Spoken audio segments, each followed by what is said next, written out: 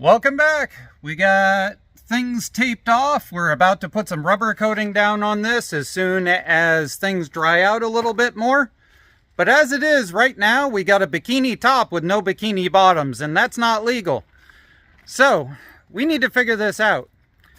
Now, like any project that you're going to do of this nature, you're going to start doing some research and you're going to start trying to figure out how people before you ended up doing it.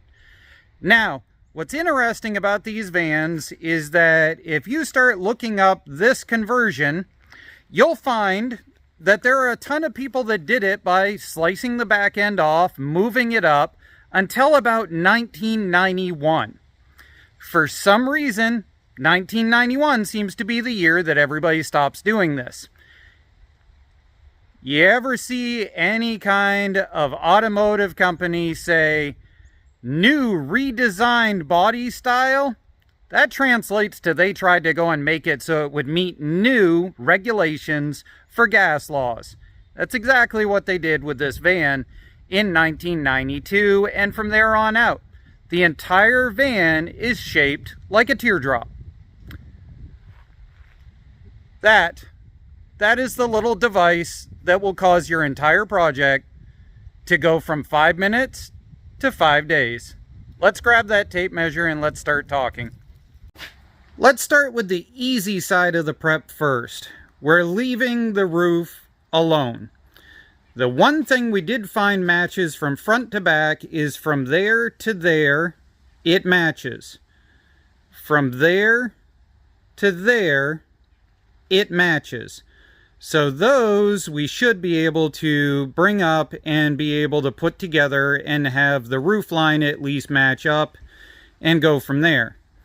But from that outside edge to that outside edge is 53 inches. The cab on the back side of what I cut is 55.5 inches. The same goes for if you measure from right there to right there on the cab versus this back end is 2 inches different. So what I've got to do is I've got to take every single bit of that and every single bit of this intersection out of here, because we're going to have to flay it open and then weld it in and hopefully have enough play in the system. But I just wanted to give a shout out while I'm wearing these bug eyes to you guys, because you guys sent me a link to these and I went on Amazon and I bought a pair. And I have to say, you are exactly right. These are awesome. They do fit Jesse and John because these are adjustable. So thank you very much. And I will post a link down below for anybody else who needs one. The unfortunate further cab cutting has been done. Getting to the scary point now. We've got 2 layers of the rubberized coating down. It is thinner than I expected it to be quite honest. And the amount in a can was only enough to cover one side and about right in there. So I had to actually use a second can to cover that, and then I redid all of this with a second layer. So I guess it's a good thing that the cans come in a 3-pack, because I'll need the third one to do in underneath. I was expecting it to cover a lot more area, but I'm not going to complain. I think it's sealed up quite nicely. So over here, we played the fascinating game of keep cutting until you stop finding rust, which was a little on the demoralizing side because it meant we cut all of this entire section off, but it is what it is. Therefore, we cut it to match on this side and got it all cut off. On the inside, we have cut out every bit of extra whatever that was in there.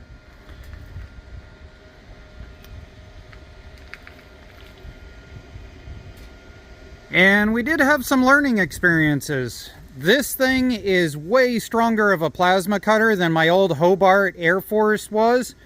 So, yeah, I gotta remember to dial it back when I'm not cutting through frame rails and stuff like that. But otherwise than that, we're doing good.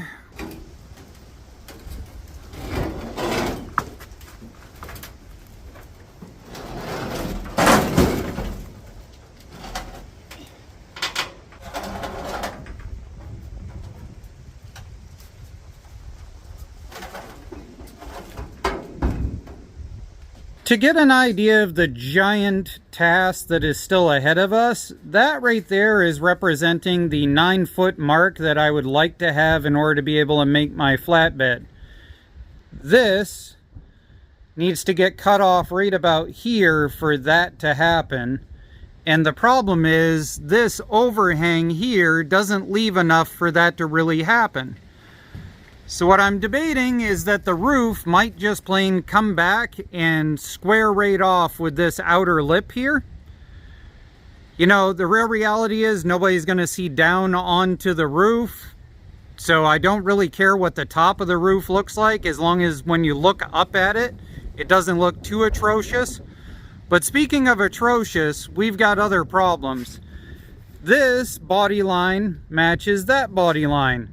This body line is because there were window options in the rear, and that body line wraps all the way around the stupid thing.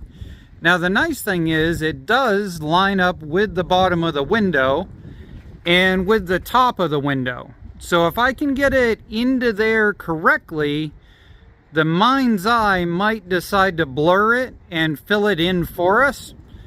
I don't know, what do you guys think? Because trying to go and level that and bring it up with filler would be absolutely the stupidest thing to do. I think we might just have to live with it. As far as this being cut off and all of this, I figure we just triangulate it after we're done and call it good. I'm not going to worry about trying to square it off because it just would be way too much work. Triangulate it, bend it up and in, call it good. On the other side, we've got similar quibbles. The reason why this is still here is this doorway edge. This doorway edge could potentially become like this on the other side in order to make everything match up a lot easier. On the other side, we need to get rid of that step, but we need to save the top part because that rib there corresponds to a rib underneath here that's at the exact same measurements. So we don't want to lose the ability to have that body line that we can square off on. I think we're going to call this video right here because the wind just does not want to play fair, and rather than risk having this thing come down on me and screw me up or something, I think we're just going to wait and ride it out for tomorrow. So a lot of people talked about the idea of what if I just moved it up right where it is and patched it together.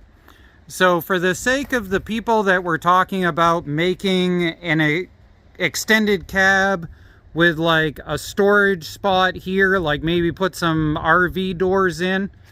As it sits right now with my original setup, it is at 8 foot. I personally would like to get it to the 9-foot mark if I can, or at least close to it.